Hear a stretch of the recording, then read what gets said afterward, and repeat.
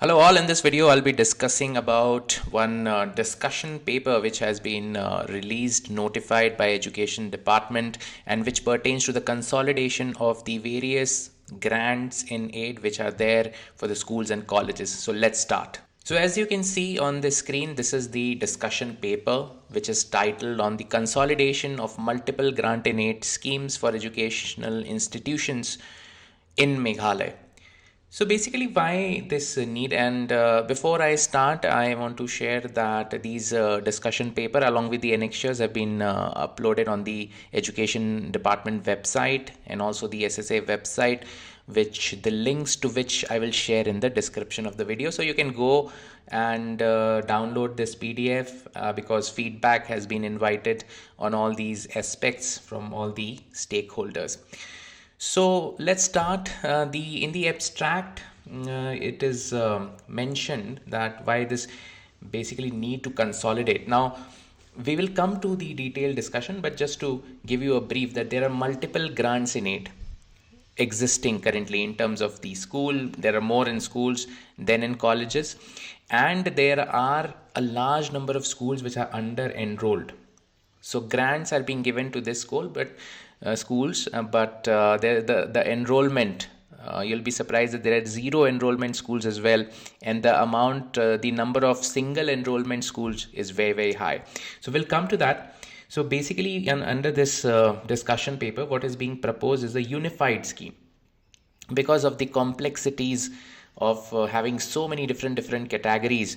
In fact, because of these categories, the discussion of the whole, the number of the different types of school that it results into, it's pretty huge, and that requires an entire different video to explain you all that. But under this, basically there is no proposal to reduce any grant. So it will be existing financial grant. It is just that it will be called as under one umbrella name of this Meghalaya education grant.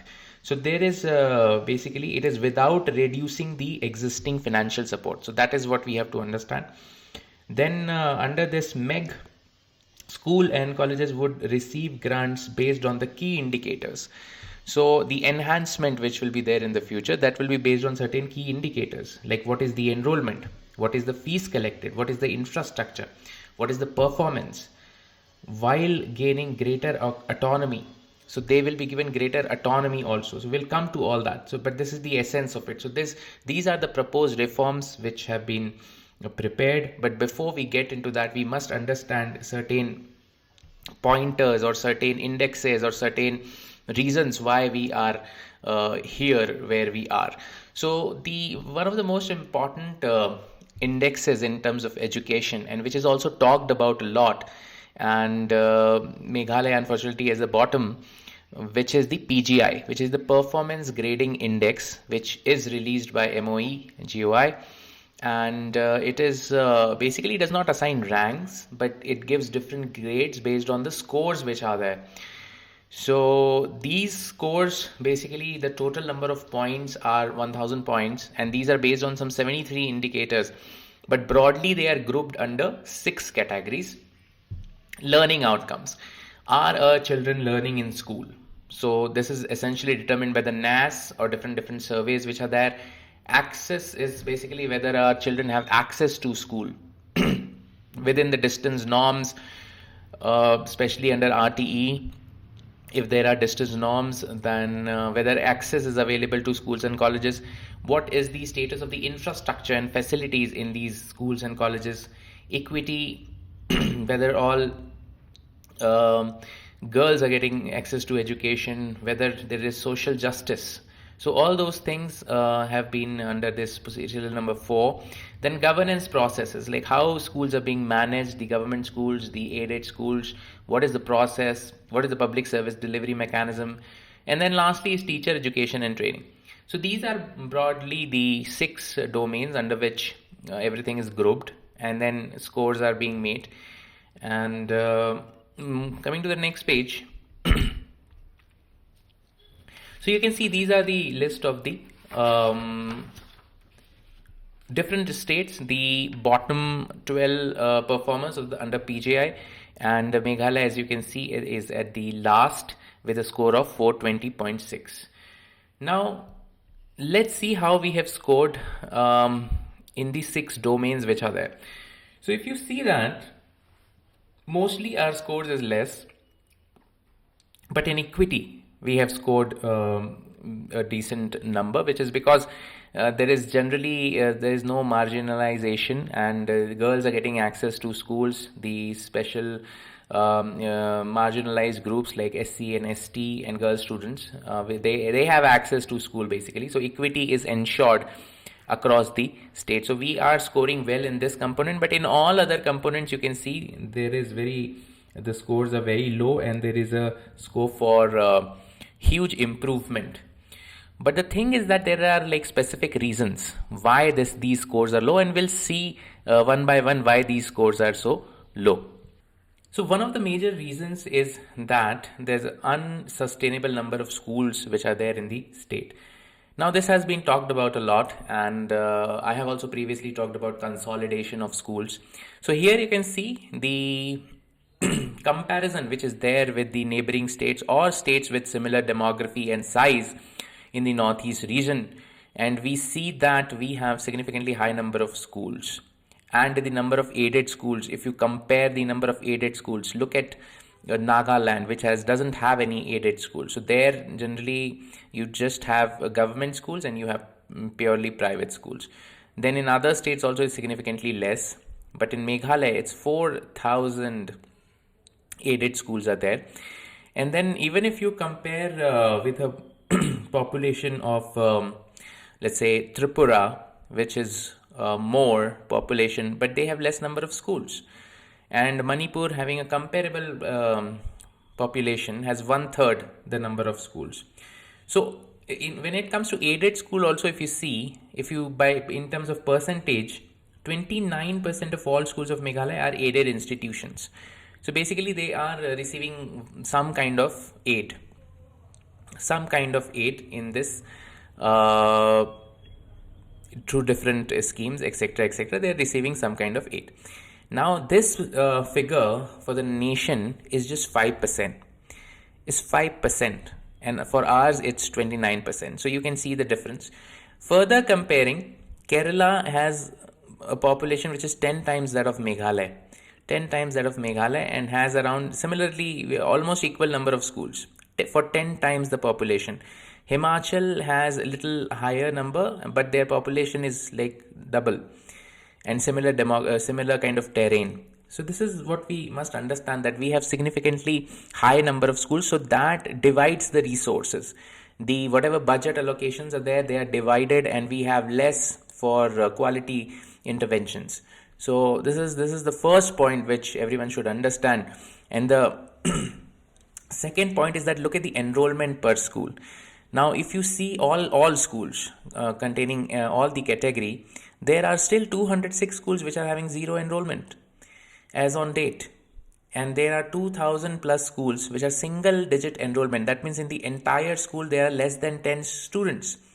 There may be 3 teachers, 4 teachers, 5 teachers, 1 teacher, but then the number of students is less than 10. So this creates a big imbalance in terms of resource deployment and resource allocation. And then if you see the deficit and ad hoc schools, which are essentially the aided schools, which we consider, more than 1,000 schools are having single digit enrollment. So for these single digit enrollment schools, the teacher salaries are being given, and there is a need for consolidation. And for SSA also, there are 200 plus schools which are having single digit enrollments. So this is something which we must understand to, in spite of having such a large budget in education, why things are not improving. So this is one of the major reasons which we must understand. Even in government schools, for that matter, there are 132 schools which are there, government schools which are having single digit enrollment. So this is something which we need to work on, and we need to consolidate the number of schools which are existing in Meghalaya, which is creating an imbalance in terms of the resource allocation. Now the second point here, and the reason for our low performance in different indicators like PGI and others, is the complexity of it. the multiple grant in aid schemes which are there for private institutions, it is so complex that it takes so much time of the department for the managing of this grant, for release of this grant, for regulation of all these things, the kind of paperwork which is involved. So if you see in schools, there are different types of grants which is given. The deficit grant in aid, then we have pattern. Maybe at some point of time I'll make a separate video on describing these different grants, but right now you can just understand that these are different categories. So for each categories there are different processing for the release of fund, for monitoring, etc., etc. So this requires quite a bit of work, and it takes quite a bit of work of the entire staff which are involved, especially from diesel. Then if you see the GIA schemes for the colleges which are there, there's deficit, there's people's college, there's ad hoc, and then lump sum. So now these things, basically the education department along with diesel and DST, they spend a substantial portion of their time managing and coordinating these schemes. So this leaves limited capacity to focus on core priorities, which should be about policy, about improving learning outcomes and strengthening institutional governance. So this is something we need to simplify things so that a good amount of time can be spent on quality intervention. So this is what you must understand. Now another region which is there, which is multiple schools in the same campus and the link to the low PGI performance. Now let's take one example as mentioned in the paper, and this is very common example which you will see in most of the villages. That there'll be, let's say the name of the school is ABC. The LP school will be receiving grant under SSA, so it will be ABC LP SSA school. Then the UP school may be receiving grant under ad hoc grant in aid. They will call it ABC UP school under the ad hoc grant. Then there may be a secondary school receiving government this deficit grant. They will be deficit school, and then higher secondary will be entirely purely private. Now they will have different UDICE codes, all four of them, but basically the school is the same, running in the one single campus. So what is happening is, instead of one single school, one composite school, it is having four different UDICE codes. So it's showing as four different schools, and then because of that, the managing committees are also four. So there is infighting, there is conflict between the management committees, and then it hampers the smooth functioning of the entire school. And as a result, the number of schools is going high, which this whole thing should have been just one school, but there are four in number with four different UDICE codes. So an exercise was done in this regard by the education department, and it was found that there are 6,700 schools which are part of the grouped institution. They are part of group. So if you consolidate, it will come to, these can be consolidated into 3029 unique school entities. So you can see a clear reduction in terms of number, almost 4,000 schools, the number will come down.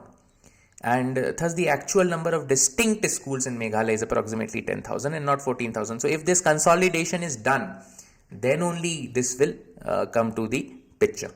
Now, how does it make a difference? I mean, having this high number of schools, four number of schools in one single premises. Now, what is happening is, if one school complex with a single hand washing facility is there. Let's say there is these schools which I talked about earlier, there is only one hand washing facility. So it is being shown in the LP school, but in the other UPs, in the secondary and higher secondary, there is no hand washing facility being shown because it's already shown in one of the UDICE codes. So basically it means that it will reduce to 25% the availability of hand wash. But if you see on ground that hand washing facility is being used by all the four schools, so it should be 100%. So that is how our performance is coming down in terms of all these AMF, in terms of this PGI and all that, because we have a high number of schools. And for each this school unit or subcategory, obviously things are not counted that way. AMF are not counted. So this is creating a lot of challenges, and the performance is coming down. Now another thing is that let's look at the government funding of private schools and colleges. So the state government currently pays the salary of 39,000, almost 40,000 school teachers, including all categories, and almost 1,400 college lecturers across the state. So now this is something we will also see in terms of the numbers. Let's see in terms of the numbers. So the kind of annual salary expenditure which is the government is doing for government schools is about 686 crores. For private schools receiving the grant in aid, it's 927 crores, and for SSA it's 366 crores. So almost 2000 crores is going into the salary of all different kind of schools. If you divide by the number of teachers, you can get these calculations which are shown in the discussion paper. You can go through it. And similarly for colleges, for government colleges, the government is spending 37 crores, but for private colleges under the deficit GIA, 121 crores is being spent, and other categories are also mentioned here. So you can go through this whole numbers which are there to understand what kind of expenditure is being done under the budget of the education. To understand the overall picture, basically what you can see is that roughly 33% is going to government teachers and lecturers, and the remaining 67%, which is very substantial, is going to the private institutions in form of all these aids. So this graph easily depicts that, and it will be easier for you to understand. So in terms of schools and colleges, where the money for the salaries is going to which institutions. Now another issue is that of the AMF, assured minimum facilities. So if you see, that becomes a challenge because the number of schools is very high. The same logic which we gave for the PGI rankings. So if you see, the electricity coverage is at 26%, drinking water is 56%, hand washing facilities 40%, and the others are as well. But the big contribution, as I was saying, that this is because of the large number of schools which are there in the state. So because of a large number of categories in the grant in aid, the large number of categories have come up in terms of types of school. They are also considered types of school. So because of that, the different categories which have been in existence, they have also resulted in the number of commensurate number of teacher associations. So we have more than 25 different types of teacher associations in the state. So because of this, so many different associations, so many different groups, of course the engagement or the dialogue has to be with all different stakeholders. Had it been one, then that also works very optimally in terms of engaging in dialogue and coming with something meaningful. So that also, because of existence of so many associations, that also results in a lot of meetings and a lot of negotiations, and a lot of time goes into this redressal, and which makes it very complex. So now the next challenge is obviously of as mentioned in number 8, of teacher absenteeism and of the salary disparities which are there.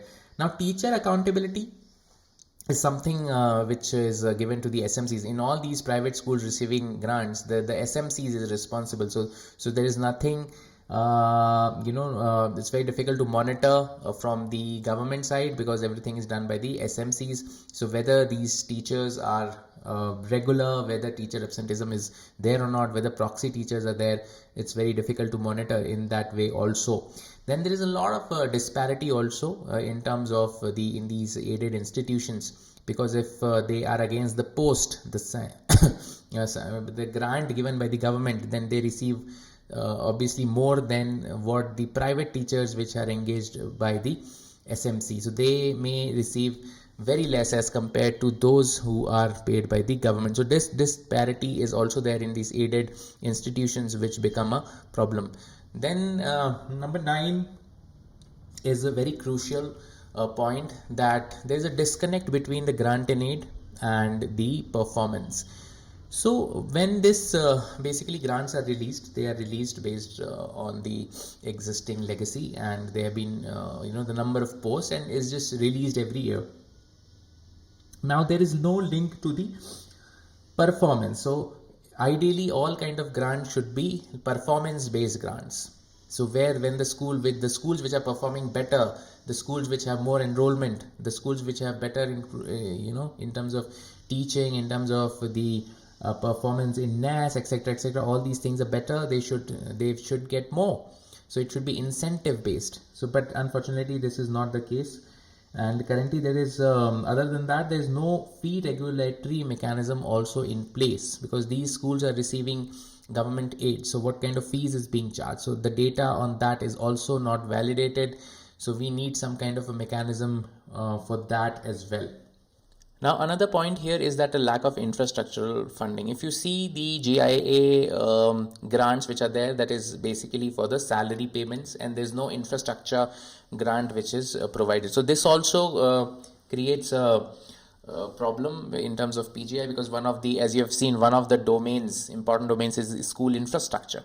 So that creates a problem, because we need to constantly improve our infrastructure as well. So that is something which is another point why it results in the kind of PGI score which is there.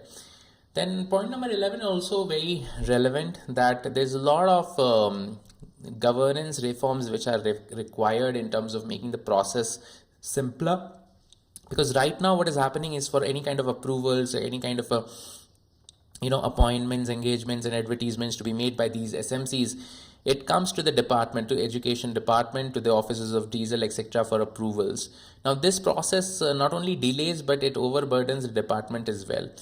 So it is also proposed through this discussion paper that more autonomy should be given to SMCs, to governing bodies, which will streamline, let them handle all their operations at their level, and it will free up the department, who can then focus on the core policy and quality improvement. So now coming to the proposal which is being made in this discussion paper, that consolidating all kinds of different grants, they will come under the umbrella of Meghalaya Education Grant, MEG. Now what are the core principles of this MEG? So one is basically no reduction. So this is to be made very clear, whatever you're getting, whatever the schools and colleges will continue to receive at least the amount they are currently entitled to. The present level of funding will serve as a baseline grant. So this should be very clear. Then it's a unified scheme structure. Schools currently receiving support under GIA will receive consolidated grant under MEG, dispersed through a single channel to respective school management committees. So this, what you have to understand, will be a unified scheme. Performance-based enhancements, basically, as I've discussed before, that those schools which perform better, they will, infrastructure needs and different kind of incentives can be given to them. Simplified fund disbursement. Funds will be released quarterly or at a suitable frequency based on the budget availability directly to the SMCs or the governing bodies which are there. Institutions will be required to submit a utilization certificate and a performance report at the end of each financial year. Under this, it is also proposed that increased autonomy will be given to SMCs and GBs who no longer will be required to seek prior departmental approval for matters such as advertisement, recruitment or retirement of teachers. This significantly reduces administrative delays. So this basically does two things. These things will get faster, the SMC and GBs can handle at their own level, and it frees up the department as well, who is burdened with so many things. And because everything comes to Shillong from different districts, it takes so much time, sometimes years, for simple things like these approvals. So if more autonomy is given to these SMCs and GBs, things will be much faster, governance would be much better, and this will help all the stakeholders. The minimum government interference. Aside from routine inspection, the government will not interfere day-to-day management of the institution. Teachers will report directly to their SMCs and GPs, ensuring clear accountability. That's a kind of a follow-up part where we talked about increased autonomy. Then continuity. Teachers have already under this deficit system will continue under the same terms and conditions without any disruption. Those who are already there will continue. Now, there is a act which is there for the CPF. So that it is also proposed that it can also accommodate other kind of GIAs who are there other than deficit. The details you can read in this discussion paper. And basically how this will be implemented is that rules will be framed and guidelines under the Meghalaya School Education Act 1981 Section 7, which is already there and which talks about all these kind of aids and regulation of the private schools. So now this is the discussion paper which is all about and this your suggestions from everyone is invited.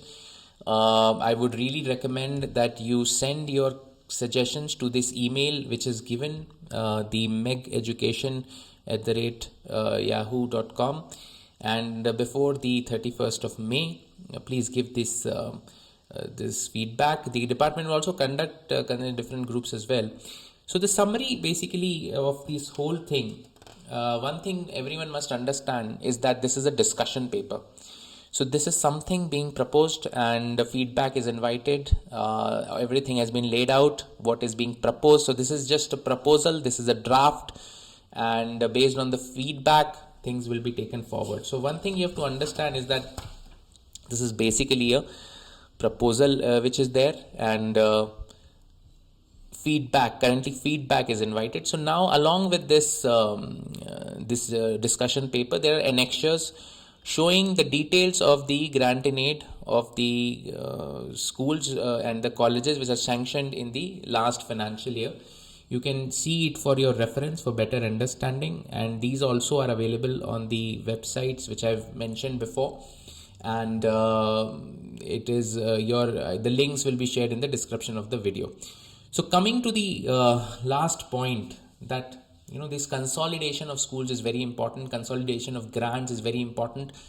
It is because of these complexities in the education system, in the education institutions which are there. We have created this complication, so we have to simplify them, and once it's simplified, then we can free up ourselves, and talk more about quality interventions, talk more about quality education, talk more about policy interventions, and the department can focus on that. Meanwhile, we ensure that we streamline all this, which is currently, the issues which are there, we streamline and we move for quality interventions. So this is something, as you see, this is under the leadership of our Commissioner Secretary. So this discussion paper has been released by the department, and once again I request everyone, all the stakeholders, to share this video and also the links given in the description of this video, so that we can receive maximum feedback, so that once this consolidation thing goes out, we then can accommodate all the issues, we can address all the issues as much as possible. And once this is done, once these basic issues are streamlined, then we can move to some quality interventions and move Meghalaya up the ladder when it comes to PGI, when it comes to other education indexes which are there. Thank you for watching. Kuble Shibun, Mithila.